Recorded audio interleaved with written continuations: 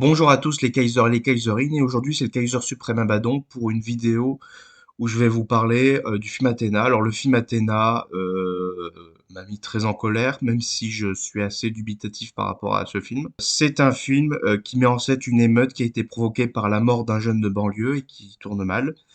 Alors, si j'en parle maintenant. Alors, j'ai vu le film maintenant parce que je l'ai vu sur Netflix. Là, je l'ai vu vite fait. Sinon, je l'aurais sûrement pas vu parce que je le trouvais extrêmement douteux. Mais si j'en parle parce que récemment, il y a 3 semaines, il y a eu une émeute à la suite à la mort du jeune Naël. Alors, c'est quasiment la même histoire. Mais c'est surtout, je vais vous dire plusieurs choses. Alors déjà, en termes de mise en scène, c'est très bien. Alors là, l'histoire, les policiers, ils arrivent, le truc qui ressemble à un château fort. Alors il y a les chevaux, il y a les échelles, il y a les, je sais plus comment ça s'appelle, là, les trucs carrés là comme ça. Mais bref, c'est très bien mis en scène, c'est très bien écrit, c'est très bien filmé. Mais chose que je trouve douteuse. Alors déjà, il y a l'enlèvement d'un. Bon, ils enlèvent un policier, ils le prennent en otage. À la fin, bon, ils le libèrent. Il y a un gars, un youtubeur, c'est lui qui m'avait fait, enfin que j'avais entendu parler de ce film Histoire crépue. Alors, j'ai pas vu ses autres vidéos, mais bon, vu ce que je viens de voir, c'est assez douteux, j'ai pas envie de le voir. Grosso modo, il disait qu'il aimait pas ce film parce qu'en fait, c'était pas un film qui glorifiait les émeutes, c'était un film qui glorifiait la police et l'ordre. Voilà, bon, bref, ça en dit long. Et grosso modo, il était triste parce qu'à la fin, le policier n'était pas tué. Bref. Alors, je vais vous dire plusieurs choses. Euh, la police, alors par rapport, on va comparer ça à l'affaire de Naël.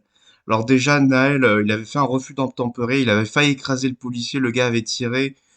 Déjà, c'est passé par le bras et après le cœur. Il ne visait, le but, c'était pas de l'abattre, c'était de tirer dans le bras. Mais bon, vu je pense, on n'est pas dans un jeu vidéo. Quand vous êtes dans une situation comme ça, même si vous êtes entraîné, vous êtes obligé de réagir vite ou de mourir simplement. C'est pas un jeu vidéo, la vie, on peut pas bien viser, on peut pas toujours discuter, on peut pas recommencer surtout, ou on peut pas se permettre d'y aller en mode YOLO, de risquer sa vie inutilement pour des objectifs, enfin pour différents objectifs. J'avais oublié le policier qui avait abattu Naël. Après l'avoir abattu, il avait fait les gestes de premier secours. Alors en termes de sauvagerie, je pense qu'il y a pire. Et bref, et aussi par exemple, il y avait également, il y a quelques années, il y avait, comment il s'appelle, j'ai oublié son nom, tellement ça m'a un peu marqué, Adama Traoré, quand il avait été, entre guillemets, tué par la police, ben, il était tombé de son scooter, il était poursuivi, il avait refusé exactement d'obtempérer, alors il n'a pas été abattu. On a retrouvé sur lui, je crois, 200 grammes de drogue, un truc comme ça, peut-être même encore plus.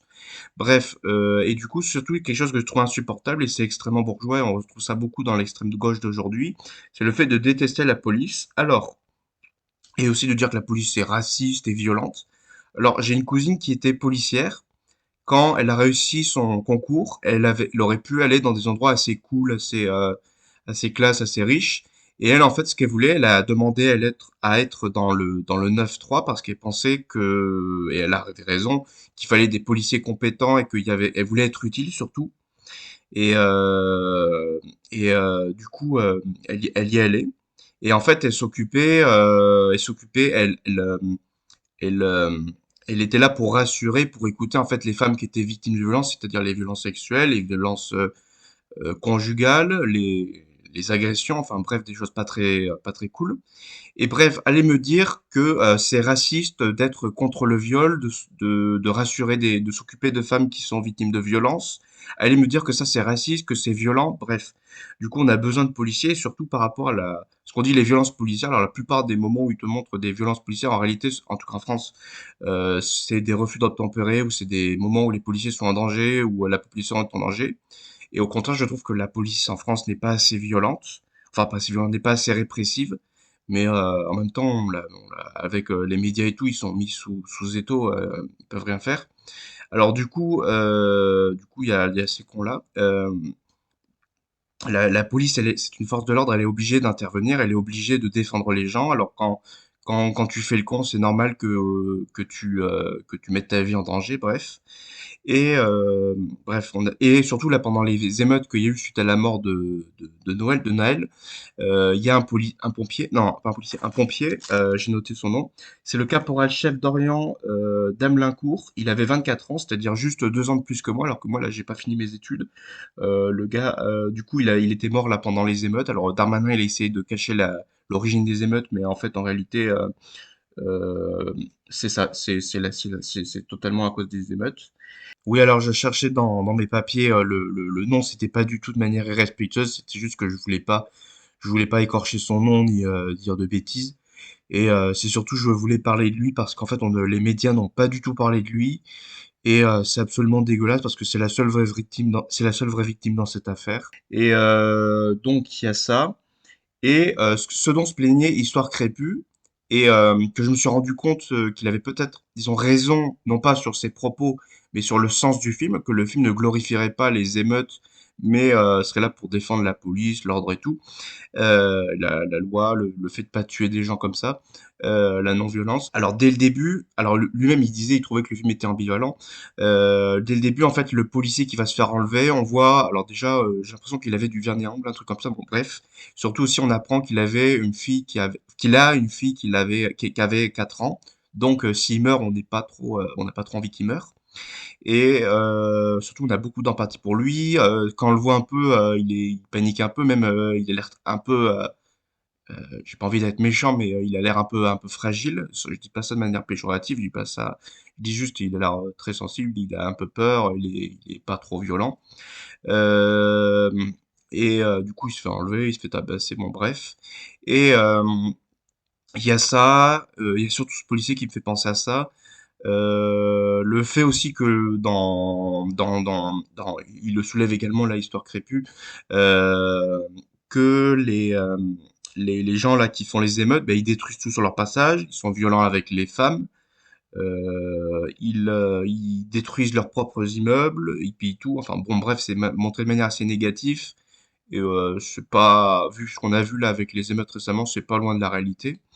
Et donc il y a ça. Et donc, moi, je pense que c'est possible.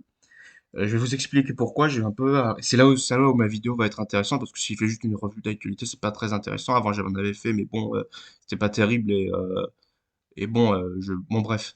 Et donc, je vais vous parler. Alors, donc, Gavras, il aurait fait un film qui serait plutôt pour la police et contre ça. Alors, je vais vous parler alors déjà, je vais vous dire. Je suis étudiant en cinéma et donc je connais des gens qui sont dans le milieu. Il y en a un qui nous a expliqué quand on fait un film en banlieue, et ça a été le cas par exemple pour ce film, les gens qui jouent dans le film, qui jouent les acteurs, en fait, c'est pas des figurants ou des choses comme ça. Enfin, si, c'est des figurants, mais c'est des gens qui sont réellement de la banlieue et faut un peu les ménager. Et disons, dans les gens qui vont faire ta protection, ça va pas être des policiers ou des gardes du corps, ça va être des gens du truc. Donc, faut un peu se mêler à ce milieu. Et donc, si vous voulez faire un film contre, euh, contre les émeutes, contre ces populations-là, eh ben, il aurait pas pu le faire ou il se serait fait défoncer. Enfin, ça aurait été impossible. Ou alors, il va faire un tournage en enfer. Voilà, c'est peut-être moins dangereux. Surtout, en plus, aujourd'hui, dans le contexte qu'on est, il aurait été accusé de racisme ou de choses comme ça. Et je vais vous expliquer pourquoi il aurait fait un film ambivalent, enfin ambivalent, ambigu, enfin avec un sens caché, avec une double lecture. Je vais vous expliquer pourquoi. Alors, je vais vous raconter une histoire. Je vais vous parler d'une pièce de théâtre qui, alors, le propos de la pièce de théâtre n'a rien à voir, mais disons la méthode narrative est similaire, enfin narrative pour transmettre un message. Alors, vous avez tous entendu parler de Antigone de Sophocle, la pièce de théâtre. Alors, c'est une fille qui ne veut pas que son frère soit laissé à pourrir. Enfin, bon, bref, elle décide de désobéir à son oncle et d'être condamnée à mort pour pouvoir enterrer son frère dignement. Alors, il y a Sophocle qui avait fait cette pièce de théâtre en Grèce antique. Alors, j'avais essayé de la lire, mais bon, à l'époque, j'étais assez jeune et j'avais pas tout compris. Et quand j'étais en troisième, j'avais lu et on avait vu une représentation, et également on avait vu en vidéo, on l'avait pas mal vu, c'était la représentation de Jean Anouilh. Il avait repris la même histoire, donc la fille Antigone, là, c'est Antigone, c'est complètement contre la femme, contre l'ordre. Elle désobéissait à son oncle, elle était condamnée à mort, mais elle était très courageuse, mais en même temps, son oncle, parce que c'était pas totalement naïf, son oncle disait elle est stupide, elle ferait mieux de dire oui. En fait, Jean Anouilh, quand il avait fait son adaptation, il l'avait fait pendant l'occupation. Et donc, quand il présentait sa pièce de théâtre, il y avait les collabos qui disaient, enfin, la plupart des gens qui pensaient, oui, alors Créon, l'oncle, il a raison, faut dire oui, faut pas se défendre, faut pas désobéir, faut même quand c'est des choses qu'on n'a pas envie, qui sont pas morales. Et les gens qui avaient réellement compris le sens, ils disaient, bah tiens, faut être résistant, faut faire Jean Moulin, enfin voilà. Et donc il y avait un double sens, mais il pouvait pas dire le vrai sens il pouvait pas dire ouvertement son véritable message. Il pouvait pas le dire ouvertement parce que sinon il mourrait. Donc la Gavras, si disons il est pour la police, contre les violences, les émeutes et tout, enfin le désordre, bah il pouvait pas le dire publiquement. Il pouvait pas, il était obligé de faire comme ça quelque chose avec un double sens ou un sens plus subtil. Donc c'est tout à fait possible que ce soit ça. Je vous conseille de voir la vidéo là d'Histoire Crépue, même si lui son avis il est très douteux. Mais bref, il explique comment c'est possible qu'il y ait un double sens et en regardant le film, j'ai eu quasiment les mêmes arguments et tout. Et donc, je vous conseille de voir cette vidéo pour voir. Et surtout, c'est amusant parce qu'il a énormément le seum que son film ne glorifie pas. Voilà, les wesh de cité, les gens qui agressent les femmes, enfin, les gens qui brûlent tout, qui se baladent avec des tronçonneuses, qui, euh, qui placent des petites filles blondes dans des valises mortes. Bref, donc c'est la fin de cette vidéo. J'espère que ça vous aura plu. Alors, c'était juste mon avis sur ce film et j'étais obligé d'en parler avec les actualités qu'il y a eu récemment. Voilà, je vous dis au revoir. Je prépare une vidéo sur un film qui n'a rien à voir, qui est totalement imaginaire et qui va mettre quand même. Enfin, je vais attendre plusieurs mois parce que il y a un truc où j'avais des notes que j'avais oubliées à mon appartement, donc je vais devoir attendre les fins des vacances. Mais bref, ce sera une grosse vidéo, une bonne vidéo, ce sera une super bonne vidéo. Et en attendant, il y aura d'autres vidéos sur le cinéma. Bon, j'essaierai de voir Oppenheimer et peut-être Barbie. Je ferai un avis là plus développé que cette vidéo, mais moins que la vidéo que je prépare, sauf si vraiment j'ai beaucoup de choses à dire, que j'ai envie de développer. Mais bref, je vous dis au revoir. Quand vous regardez une œuvre, un truc comme ça, regardez non seulement l'interprétation, votre image, mais tout, mais regardez les différentes manières dont ça peut être interprété. Et sur ce, je vous dis au revoir et salut. Et est-ce que Gavras s'est-il pris pour Gavroche?